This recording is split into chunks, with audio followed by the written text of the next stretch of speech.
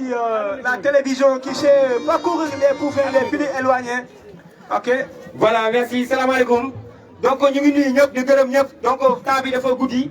Amuñu temps, donc, dañuy def, balaa ñu def couvre le coup d'envoi bi, dañuy def 1 minute de silence. Avant loolu ñu yëgal leen ne terrain bi, dañu am suñu papa boo xam ne moo ñu ko mayoon jamono yi ñu nekkee xale.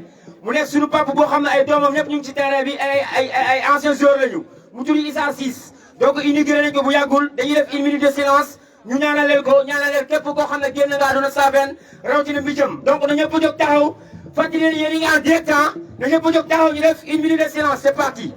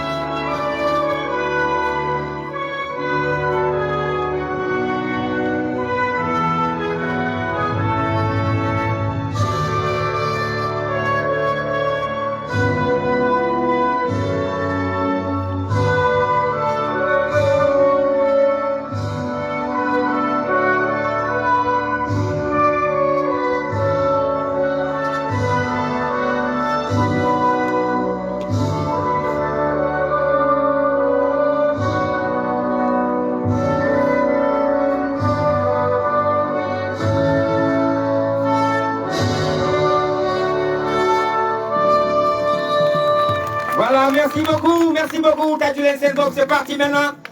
Gars yi wure ba dem na Kango yi mag dem na Ndeye Thiaré. DJ même son tuuti, DJ même son tuuti dama xiif mënu ma yóbbu tey. Donc wure ba dem na Kango yi mag dem na Ndeye Thiaré. Gars yi. Ok. Et monsieur l'arbitre, coup d'envoi officiel. Attendez le coup d'envoi. Le parrain va descendre, le parrain monsieur Issa Diouf. Qui va donner le coup d'envoi. Monsieur Issa Diouf, Boubacar Diouf, l'accompagnant. Voilà, coup d'envoi. Gars yi tey newoon naa leen final bi bu ñu defee final ba pare kenn dootul finalu. Exactement. bu ñu defee final ba pare kenn dootul finalu final fii la yem. Parce que c'est la plus belle des finales. ndax xam ngeen ne sport buy dox ci diggante Benteñe Waagaan ak Toglu Mbir Jam ñëpp xam nañ ne kuy woote sport fii la fekk baax gis ngeen lii dafa rëy te lii dafa am solo ndax nit boo nekkee sa réew da ngay xam ne sama réew laa nekk ngay béy ci sa tànk xool leen diggante Waagaan ak Mbir Jam ak Toglu. mu nekk diggante boo xam ne àddina talaata dara dox ci diggante bi ñu jël seen doom seen xarit seen dëkkandoo ku mel ni monsieur Issa Diouf responsable politique AFP la commune de Diass ak Boubacar bi nga xam ne moom mooy le coordinateur du groupe solution ñu ngi noonu ci diggu terrain bi fàttali leen ne yéen a ngi en direct Nouvelle FM yéen a ngi en direct également Toglu TV coup d'envoi baa ngi doon di dem merci DJ. Attention.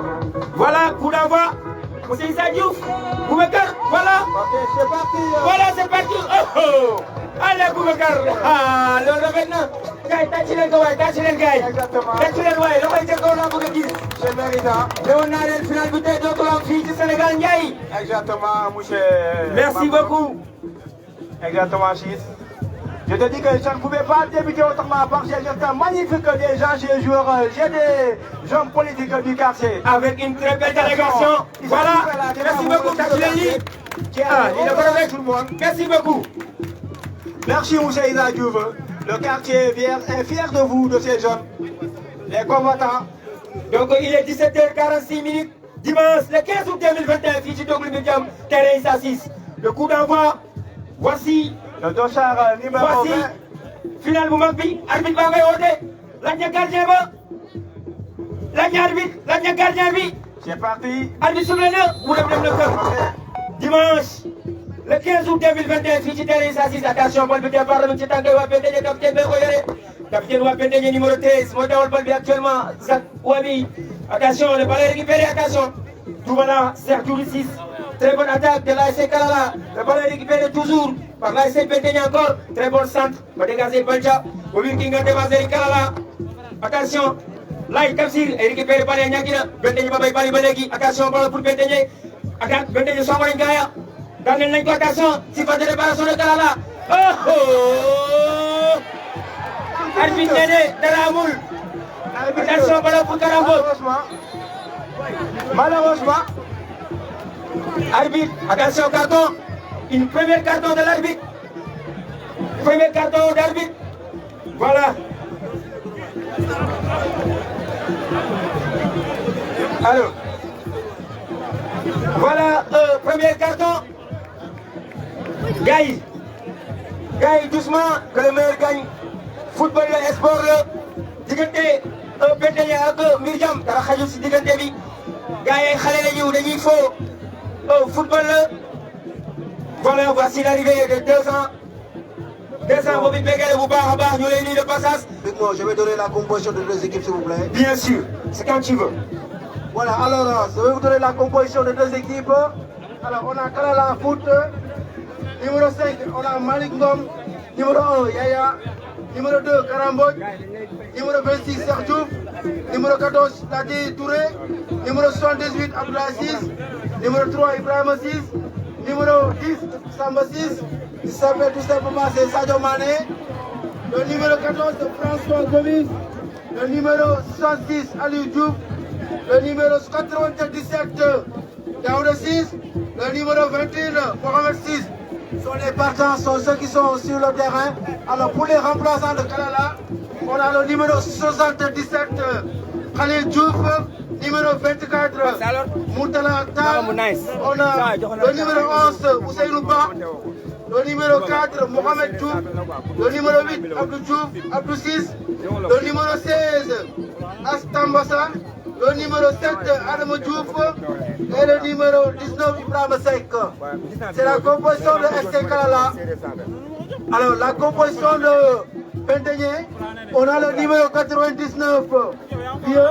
Le numéro 10, Bamba. Le numéro 11, Falou. Le numéro 33, Lamine. Le numéro 23, Yadjak. Le numéro 86, c'est Djibril. Le numéro 80, c'est Mansour. Le numéro 8, c'est Badara. Le numéro 20, c'est Amdi. Le numéro 90, c'est Beidi. Le numéro 92, c'est Ousmane.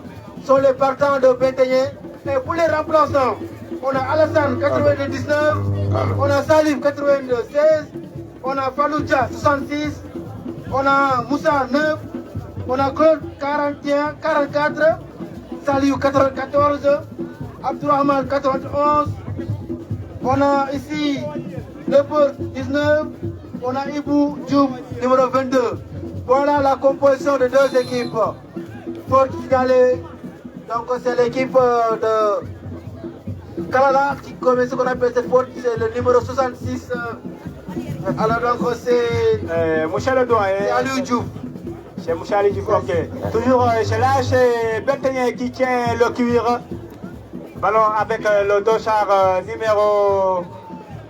Passe à avorter, toujours c'est là, c'est Benteñe. C'est la sélection de Benteñe qui tient le cuir. Quelle finale là? Quelle finale, avec l'occurrence du numéro 8 qui sollicite son vis-à-vis, c'est le numéro 20. Le numéro 90, c'est Abaidi. C'est Beidi. Il passe à porter. Ballon avec Karamboj. C'est Karamboj qui va solliciter son défenseur. Il faut pour Karamboj. Toujours, nous sommes à la 5e minute de jeu. J'ai remis partout. Je vois Da Silva ici. Da Silva.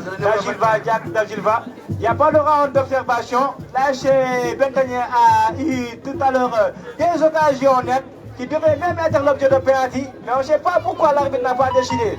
Je ne sais pas. Attention. C'est le portier de de Kalala. Le numéro dossard numéro 98 de Benteñe, le dossard numéro 98. Et ça, c'est quasi qu'au niveau des sélections de Benteñe. On ne regarde pas les chimères comme ça. On les joue toujours à la surface de réparation. Ça aussi, ça montre aussi leur talent. C'est la plus belle finale ici au 7e assise de Mirjam. Ouais, il y a les lignes de groupe solution qui sont là. Ok. Les lignes de groupe solution. Les guerres de groupe solution sont venus en masse aujourd'hui pour couvrir cet événement. Voilà, c'est parti pour le numéro 23. C'est Jack qui contrôle le ballon. Donc, ballon toujours avec le numéro 90. Doyen, ballon, c'est toujours avec la sélection de Benteñe qui vient le cuir. Ouais, depuis le début. Ouais, il connaît bien. C'est Mohamed, attention, Mezzo. Da Silva, qui travaille son vis-à-vis. Ballon avec Aliou Diouf. Le dossard numéro 66. Il n'y a rien du tout, dit monsieur l'arbitre. En direct. Comprendre nga lii deseeroo ko nii tuuti moom la nii boo deseeree nii tuuti day def nii di def nii. soo bëggee mu ñëw tuuti gars yi bu ñu dégg nga def nii su ne nga def nii en direct la 0 quoi. C'est parti entre l'ASC Kalala et la sélection de Benteñe. Jérôme partout, c'est l'ASC Benteñe qui tient le cuir. Nous sommes à la 7e minute de jeu. Toujours la domination de l'ASC Kalala. La légère domination de l'ASC Kalala qui tient toujours le cuir. Les manquiniers, attention, c'est le centre gauche. Faute signalée. Une faute signalée en faveur de l'ASC Benteñe. Un coup franc très dangereux qui va venir de droite vers la gauche. Attention, ça me rappelle Atansar. Atansar de l'ASC Birjam. Atansar de l'ASC Birjam. Mettez ces ballons souvent au fond des filets. C'est un genre de coup franc, attention. Un bon tireur, le ballon est au filet. On a aussi Voilà. une délégation. Voilà l'arrivée de Yacine Diouf. C'est l'arrivée de Yacine Diouf. Concert à la mairie de Diass. Il vient de nous sauver. Et Taf TV, gars. Alors, Taf. Pourquoi l'arrivée. Voilà l'arrivée de Yacine Diouf. Jigéen ju mat góor yi noonu di ñëw. Voilà, kon noonu la demee kon Big Mo, allez-y, à vous la parole.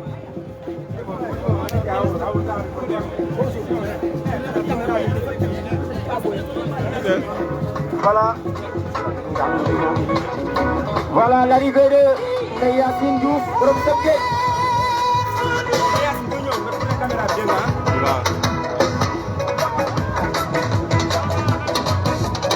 Voilà aussi l'arrivée de Top TV. Je vais essayer juste de lui retenir parce que je connais très bien son talent.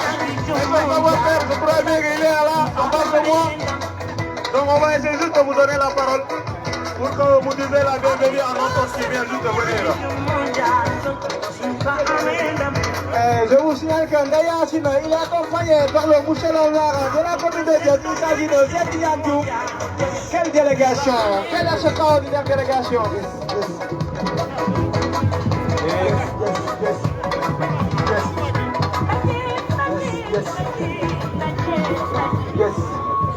Yes. Voilà, merci beaucoup. Salam alaikum, wa Birjam. Voilà, ñu ngi gis Yacine. l'arrivée de ki nga xamante rek ne mooy la grande dame. Avec une très belle sincère. Aussi mu def délégation boo xamante ne aussi. Voici Madame Diouf. Voilà madame Diouf ñu ngi lay wax rek ne. Madame Diouf, le madame de l'international. Voilà ñu ngi kontaan ci yow bu baax a baax. Donc ñu ngi gis grande dame boo xamante ne aussi. Yacine Diouf egsi na gis ngeen ko mi ngi doon di ñëw ak délégation bu rëy bi. Voilà mu def délégation. Voilà jigéen ju mat góor loolu rafet na gis ngeen Issa Diouf monsieur Issa Diouf ak Boubacar. Voilà merci. wàcc nañu dem. Voilà Big Mo kon donc nekk na koo xamante ne aussi ku am yitte la aussi nekk jigéen boo xamante ne jigéen bu mën góor la aussi nekk jigéen boo xamante ne aussi foo ko woo mu wuyu si la foofu noonu ba tax na tey mu def 5e bii nii tey Big Mo waaw. waaye xoolal ma xale bi nu mu sañsee. macha allah soxna Ndeye Yacine Diouf la nga noonu jigéen ñu mat góor waaye tàcc leen suñu yaa boy. tàcc leen suñu yaa boy Ndeye Yacine Diouf la nga noonu borom sam kay. donc mu ngi noonu borom sam kay. kii mooy jigéen ju mat góor kii moo bëgg a réew kii moo bëgg a coursa bi. waaw billaay walaay waa. kii moo bëgg a coursa bi mu nekk conseiller. voilà merci beaucoup. municipal à la mairie de Diass. waaw Big Mo ba tey mu ngi noonu. mu nekk nit ku baax mooy yegg noonu ci kaw tribune bi. def délégation bu riche. moo nekk suñu papa Abdoulaye Faye responsable politique PS. Big Mo bii dugg na de. Voilà, voici le premier but de FC Benteñe. FC Benteñe. À la 17e minute de jeu, but marqué par qui? Yacine Diouf mi ngi noonu yegsi na. Voilà ñu dalal ko. Voilà, merci beaucoup. dal leen si jàmm. am nañ mbégte kontaan bu baax a baax lu ñu séentoon ci final bi yàlla def nañ si jàmm. Yacine Diouf yegsi na léegi. mu nekk nit ku baax boo xam ne. wax dëgg si yàlla waa tooglu rawatina mbéjam am nañ ak ci moom relation yoo xam ne xamoon nañ ne suñ ko woowee tey programme bu mën a am coursa bi daf koy fàtti mu ñëw suñu programme di leen fàttali ne suñu sëriñ bu mag bi ñëw na di seetu sëriñ Saliou Mbacké. Voilà merci beaucoup. Baye Sall mi ngi ci kaw tribune bi moo ànd ak sëriñ Malick ñoo nekk ci kaw tribune bi ñun xam nañ ne bés bi tey mënuñu am ku toll nii seetu sëriñ Saliou Mbacké toog ci kaw tribune bi bés bi wooyee di bés bi noo def mu mel nii ñu ngi koy sant di ko gërëm bu baax a baax di leen ñaanal fan wu gudd ak wér bu nekk wóolare Pape Alsane moo waral seen teewaay fii xam naa si kanam tuuti bu ñu militant yi di ngeen waaj ñu jox leen kaddu ngeen wax. Voilà, Bigmo, merci beaucoup. Voilà, DJ, wàññil son bi. Donc, ñu ne DJ, wàññil son bi. Donc, aujourd'hui,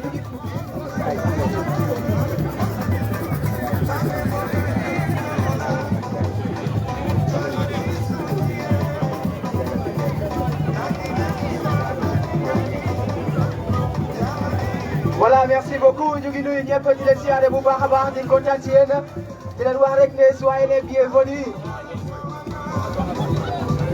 Donc ñu leen wax rek ne soyez les bienvenus da leen ak jàmm ci stade municipal bu Bitema ci final bi nga xamante rek ne war opposé na li nga xamante ne mooy ASC Kalala ak sélection Benteñe.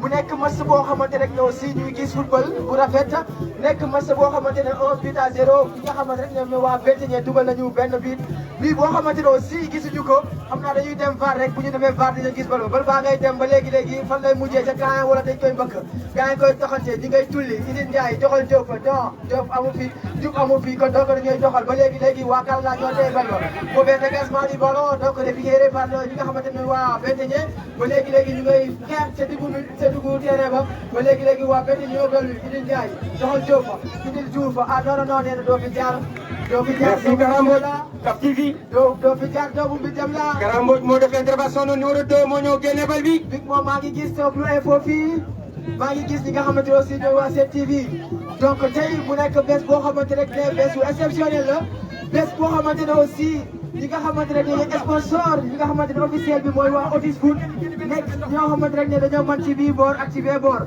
ba tax na tey Otis Food def na teewaay fii tey def délégation bu riis ñi nga xamante ne moom mooy Idi Thio moo ko dirigé donc tey bés bi tey nekk na bés boo xamante ne bésu ala doome la tey ñu am fii ci kaw plateau bi tey ñi nga xamante ne aussi ñoo nekk ci kaw tribune bi moom lañ tuddee bés bi tey mu nekk grand boo xamante ne aussi kenn naa dale ko aussi ci dëkku Safeen foo ko woo mu wuy si la foofu noonu foo ko li nga xamante rek ne foo ko te kii rek mu fekk la foofu noonu mu nekk doyen boo xamante ne aussi Safeen yëpp xam nañ ko ci li nga xamante ne mooy disponibilité tey ñu am fii ci kaw tribune bi ki nga xamante rek ne moom mooy le doyen Issa Diouf Bigmo waaw man nga ma wax dara ci li nga xamante ne mooy doyen Issa Diouf ñu tuddee ko bés bi tey waaw mais Taf TV balaa ñëw dugg ci doyen Issa Diouf dama wax gars yi waaw ñu tàcc la remercier la ndax gis nañ final bi liñ ci teg waaw affiche yi ñu gis ci final bi yëpp waa ji moo ko defar kii mooy Taf TV dama Dije yokkal soo bi fara taxala ba nga Dije mooy ñu son ñu dañoo kii année ko demal nañu may son Dije voilà merci boss may ñu son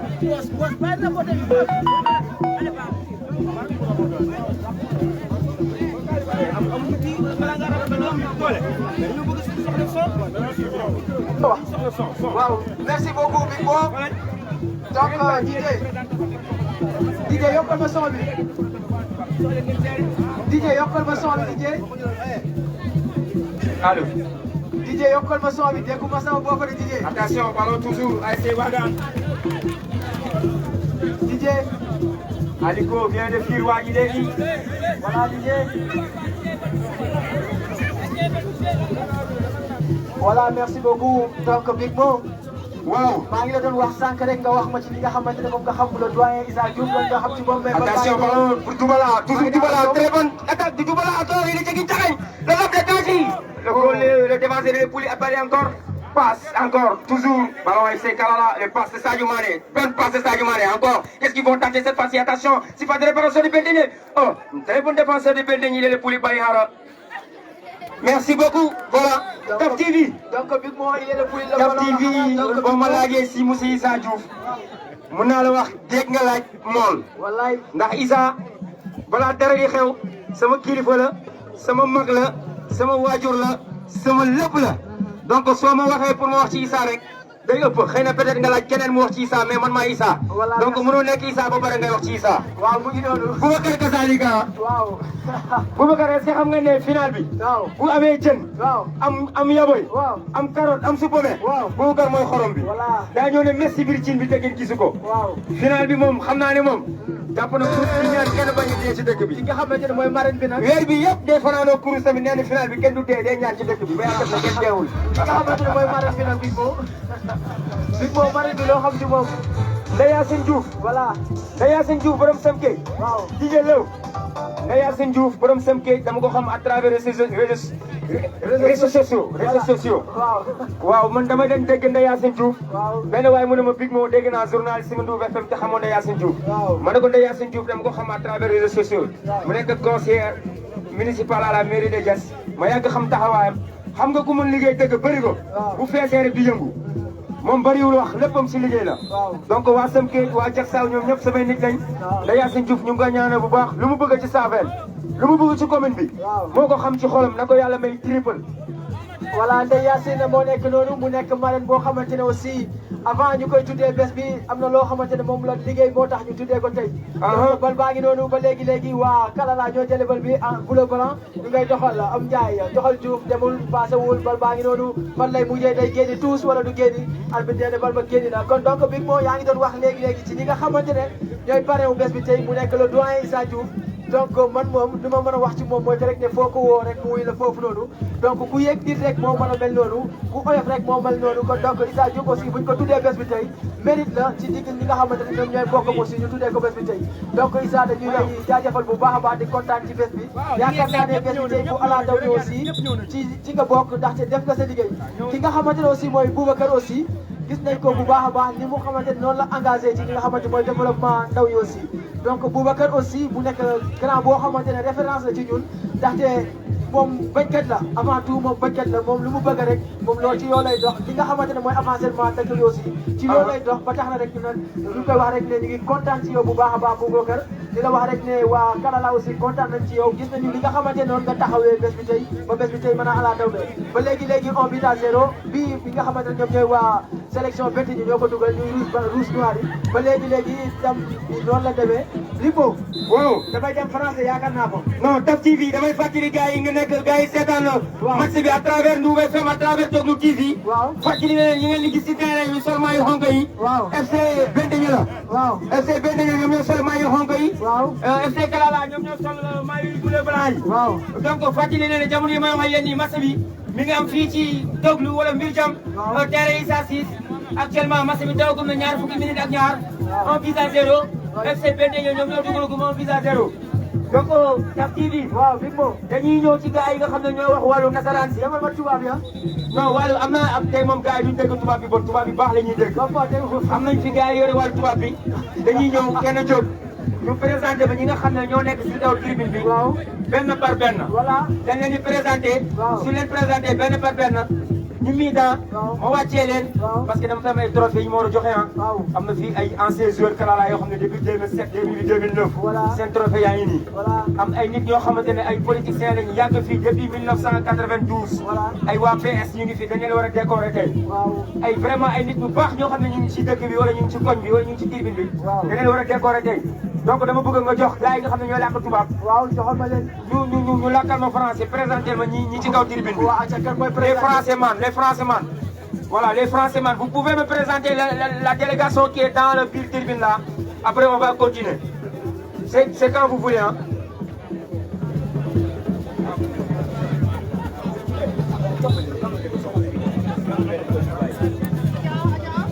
Voilà Big Mo merci beaucoup donc dañuy dem directement rek bu ñi nga xamante ne ñoo nekk ci kaw tribune bi laata loolu ñu dugg ci biir terrain bi bal baa ngay dox waa Benteñe ñooy doxal ba léegi def seen ruus yi alal ma gosse ba cappa na ko fu muy mujjee récupéré par l'ASC Kalala bal baa ngay noonu ca kaw fan lay mujjee bëkk na ko jox na ko waaja ñu ngay doxal gis naa fi partout ñi nga xamante ne ñu ngi fi ñi bàyyi ko Benteñe ñi bàyyi ko biir Toglu fan lay mujjee xoolal ma waaja lu muy def défensivement erreur défensive la ñi ngay doxal waa Benteñe toujours waa Benteñe ñu ngay doxal le 98 bu ngay jox Idil Ndiaye jox na ko numéro 8 bi bu ngay jéem a tegi taka fan lay mujjee day dem waaja glissé na arbitre nee na y a rien joué continuer dañuy fubal bal baa ngi noonu ba léegi récupéré par l'ASC Kalala ñu ngay doxal l'ASC Kalala le numéro 21 maa ngi gis débordement bi mu ngi daw yu métti mais récupéré par l'ASC ñi nga xamante ne ñoom ñooy waa Benteñe ñu ngay doxal ba léegi ñu ngay doxal bal ba fan lay mujjee day dem ca kaw wala waaja tulli na ko mais mauvais dégagement du ballon long dégagement.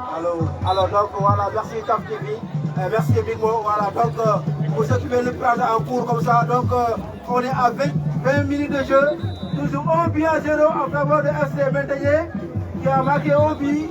Donc voilà, donc le match a duré 20 minutes de jeu, toujours 1 but à 0. Voilà, au couvrant. 11 joueurs à terre, donc c'est un jeu de FC Benteñe. Voilà, Alioune, je vous rappelle qu'il y a le président de l'ASM Birdiam qui est là. Le président de l'ASM Birdiam, salut Faye, le président de l'ASM Birdiam. Salut Diouf, oui, salut Diouf, le président de l'ASM Birdiam. Voilà. Alors, c'était un coup franc.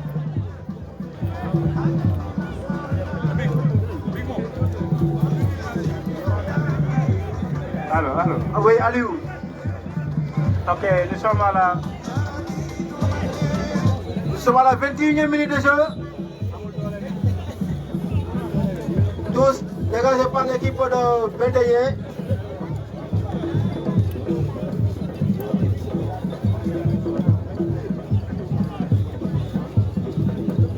Voilà, toujours Benteñe qui met la pression à Lyon. C'est l'équipe de Benteñe qui met toujours la pression à l'équipe de Kalala. Je t'avais dit que si ça continue comme ça, ils vont accrocher le score. C'est toujours les rouges et noirs qui tiennent le cuir depuis le début de cette rencontre. Voilà.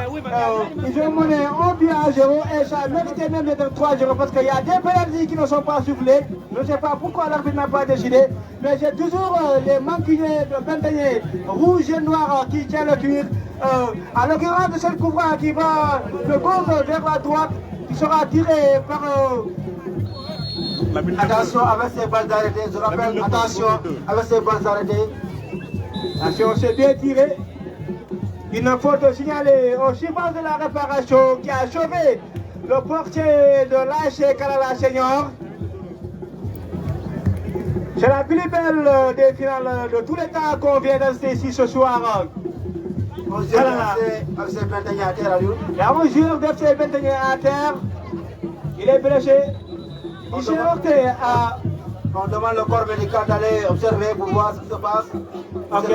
On signale le corps médical d'aller voir ce qu'on appelle le jeu de FC Benteñe. Monsieur Ibrahima, je vous dis que le public semble bien décidé ce soir pour assister à la plus belle finale.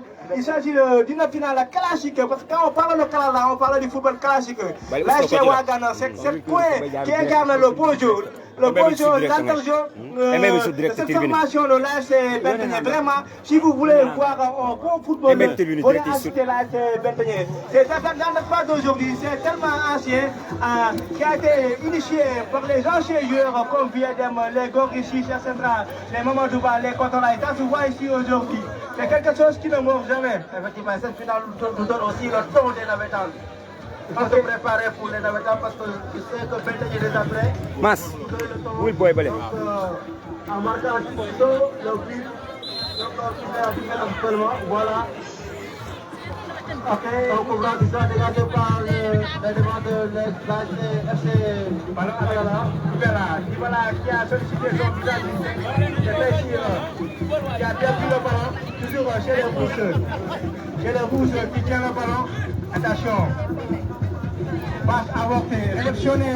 On l'a central avec le numéro 18. Bien tiré par le jeune joueur de l'ASC Benteñe. Ballon vers défense Moling qui va poser le ballon. Son défenseur central qui va tirer. Le grand moteur qui joue l'arrière à gauche de cette formation. Ballon qui sera tiré. Il va mettre le ballon dans la boîte. Dans les cheval de réparation, attention. Danger arrêté tranquillement par l'axe central de Benteñe. Toujours des filets. Mais on vient à partir de cette formation. En gardant le ballon, en privant le ballon à son adversaire qui est en train de se défendre. Attention. C'est pas du tout facile. Il faut savoir garder le ballon.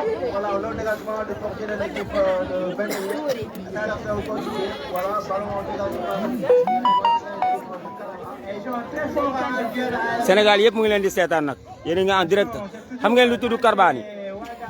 Ballon avec Dibala de Benteñe. Dibala de Kalala. Attention, il a perdu le ballon. Je lâche Benteñe qui tient. Attention, quelle faute dangereuse. Quelle faute dangereuse. Waaw ma ñëw waaw. Commise par le dossard numéro 22, je pense bien. Donc là, c'est Kalala. Le jeu c'est du fair play. Le jeu c'est du fair play. Je pense qu'il sera récompensé 2 cartons. Je pense bien. Attention, une faute dangereuse. On vous rappelle que c'est pour la première fois dans l'histoire du football Safen, ces deux équipes se rencontrent en finale. La sélection de Bentené qui rencontre ici ce soir l'équipe classique de Calava. Et quand vous parlez de Calava, vous vous souvenez de 2009 avec les Moudoupouilles qui portaient, comment dire, je pense que le brassard à l'époque, il y avait Ibrahim Achek, il y avait aussi Hassan Sarr, il y avait 20 fois le doyen de Bidiom qui ont porté le nom de cette formation jusqu'à aujourd'hui. Je vous rappelle que Calava, ce n'est pas une équipe de quartier, ce n'est pas une équipe de Ouaga, ni de Boubou, ni de Bentené, mais c'est une formation sans peine comment se fait à initier.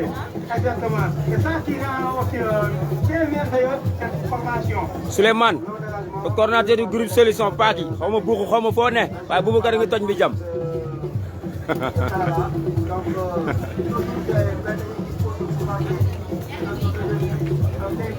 Je pense que il y a une grande couverture médiatique en l'occurrence de Top TV qui fait la révélation au niveau local de Togo, mais qui commence aussi à gagner le terrain à travers sa peine. Et aussi, nous faire qu'on vous présente depuis, mais surtout, il y a la scène TV.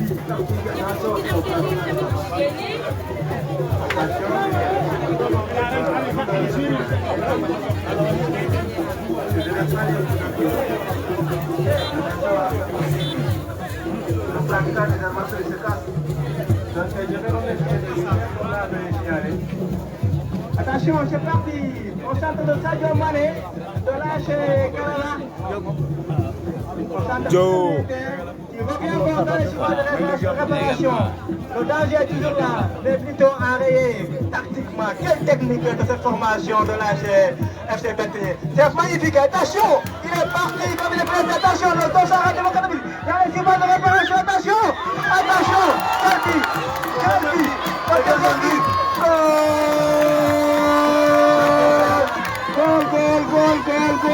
Goal. C'est magnifique. C'est extraordinaire. Monsieur Ibrahim, quelle analyse faites-vous de cette but? L'équipe de Calava a pressé, elle a laissé ce qu'on appelle sa défense vide. C'est pourquoi, avec un contrôle, donc l'équipe de Bentené a compris le jeu. Alors donc pour remonter rapidement et marquer son deuxième but. Voilà, il a compris le jeu. Il a eu le jeu, l'équipe de Bentené a marqué son deuxième but. Face à une vraiment violence de l'équipe de Calava, qui ne va plus retenir très longtemps le ballon.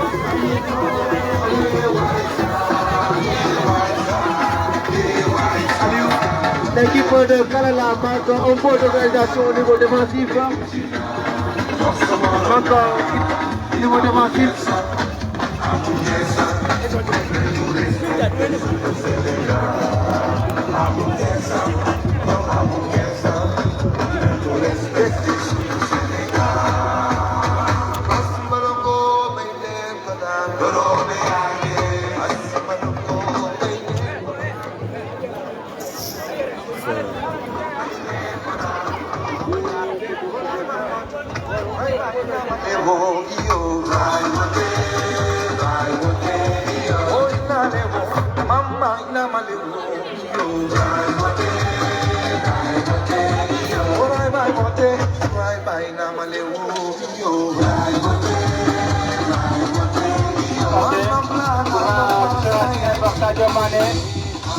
Attention, un ballon bien tiré, mais danger dégagé par les gros gabarits. Attention, premier tir de l'AS Calava. C'est Sadio Mané qui vient de s'illustrer dans cette action.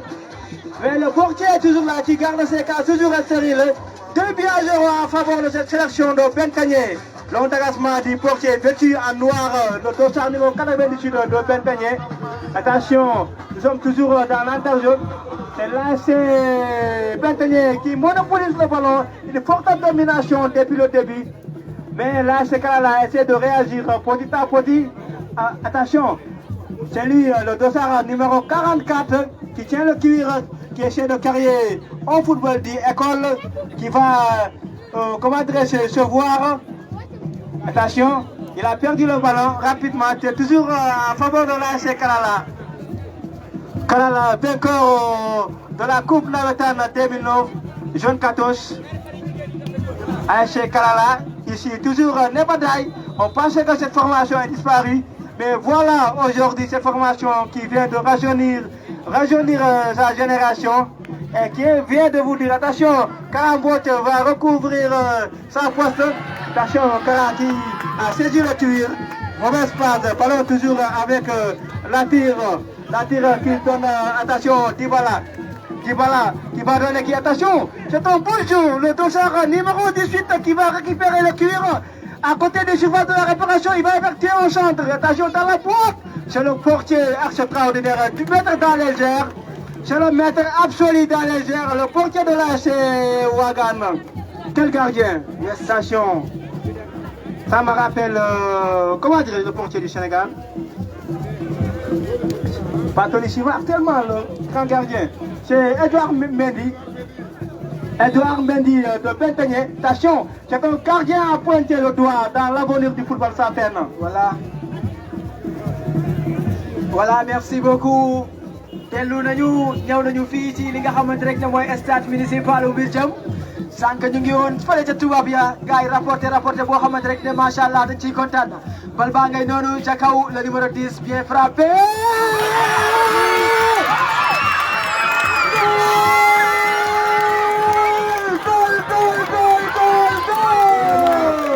C'est magnifique pour Sadio Mané. Goal.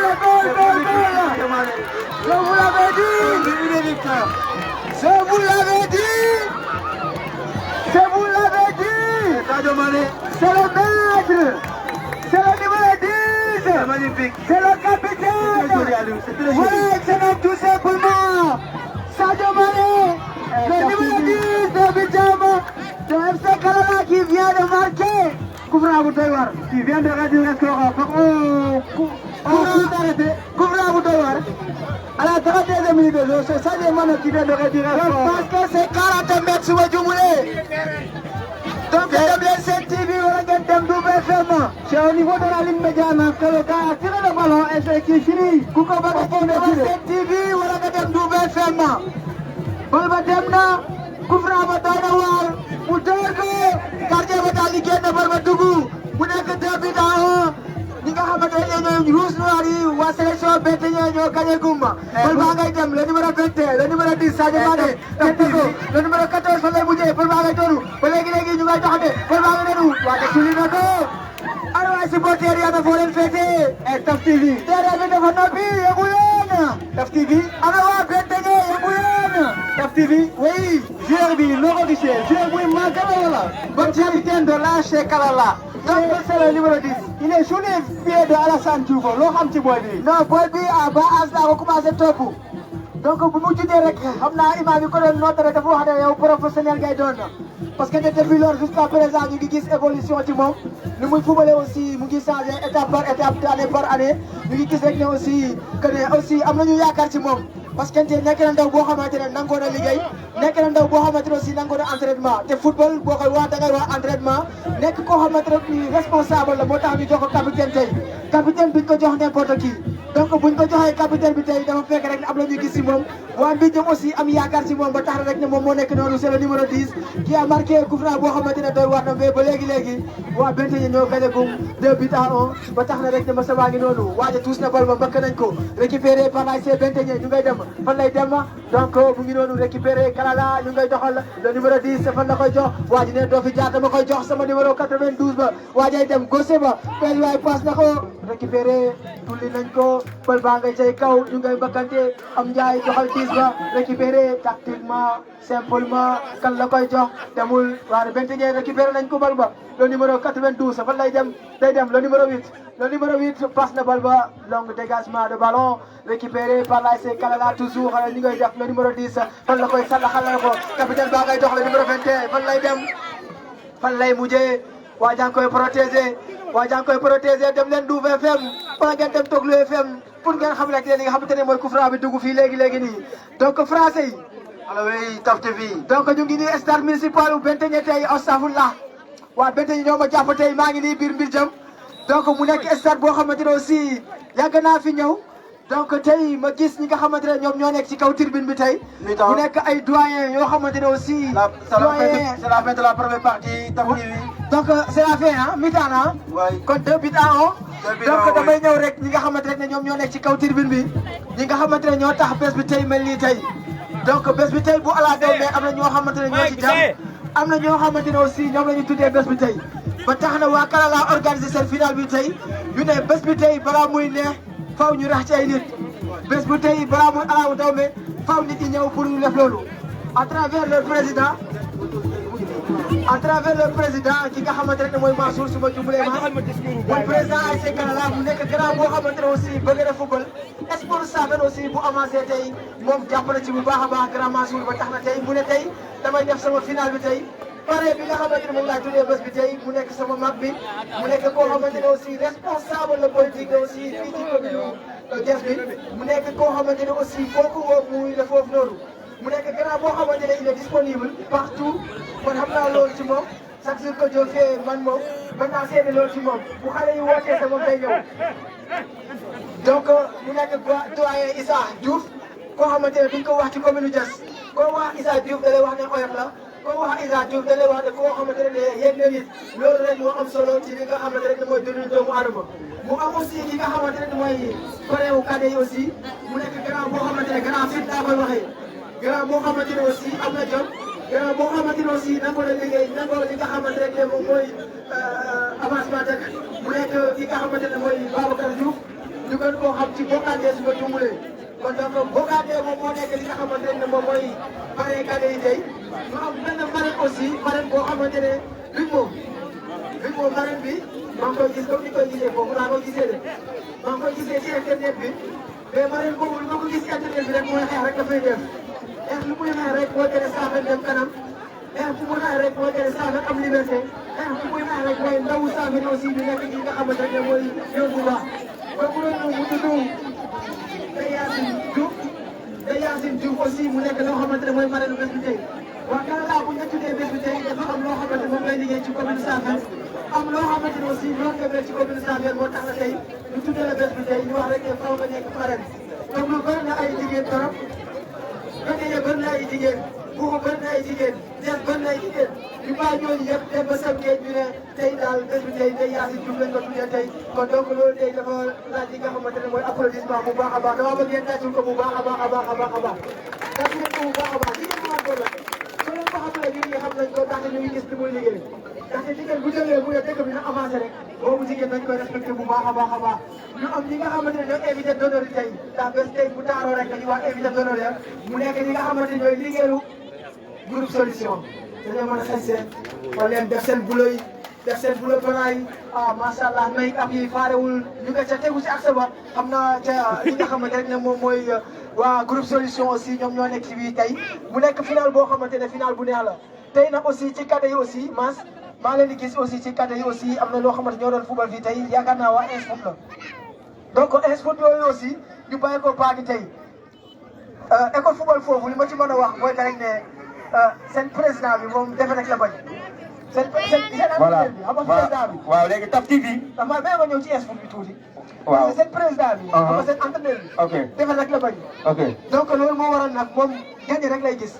donc tey buñ ko invité fii tey am na loo xamante ne moom la tax mu invité ko mooy que ne li muy gagné rek moom moo tax ñu invité ko tey. ndaxte tey final bi tey bés bi tey bésu ala dooma la bésu ak daanaan yi la daanaan rek lañ fii teg tey ba tax na tey Ins Foot tey mu ñëw fii cadre bi tey yaakaar naa moom moo gagné 2 buts à 0 su ma juumulee moo tax ñu organisé ko fii ñu woo ko fii tey donc Ins Foot aussi ñu lay jaajëfal bu baax a baax gis nga li ngay jàppale aussi ci footballu Safeen aussi big moom voilà Taf TV tey man pare ma bàyyi rek ma ñëw après nga ñëw si kaw donc bés bi tey am na loo xamante ne ñoom ñoo fi jàpp ma waxal yeneen bi bay ma rek terrain bi moo amul courant. te suñu courant bi. waaw matériel yu gis tabax. waaw moo gën a rëy biir Safeen. waaw loolu soo amul courant léegi matériel bi day gedd fa naaw. bu fayee ñu yuuxoo suñu baat yi mën nañ ko. léegi dafa am lu ma bëggoon dafa am loo xam ne dama ko war a waxal. waaw mais wu tuuti dafa am loo xam ne dama ko war a présenté ci Ins Foot. waaw mais balaa ñoo yegg foofu. waaw dama leen bëgg a fàttali ne Serigne Saliou mi toog. waaw moom dafa bokk ci invité d'honneur yi. voilà mais balaa booba. waaw dañu bëgg Omar mi nga xamante ne. waaw benn jeune Issa Faye. waaw dañu bëggoon mu may ñu benn discours 2 minutes boo xam ne. waaw ci Kalala la jëm léegi Issa. waaw benn discours Kalala après mën a taf continuer ak délégation bi. voilà merci beaucoup kon donc ñu déglu Issa ñu tàccul ko bu baax a baax a baax a baax a baax a baax donc Issa merci beaucoup Taf. C'était un travail remarquable au sein de notre commune qui est la commune de Diass. Merci beaucoup. Votre attention s'il vous plaît. avons juste tenu un discours très important.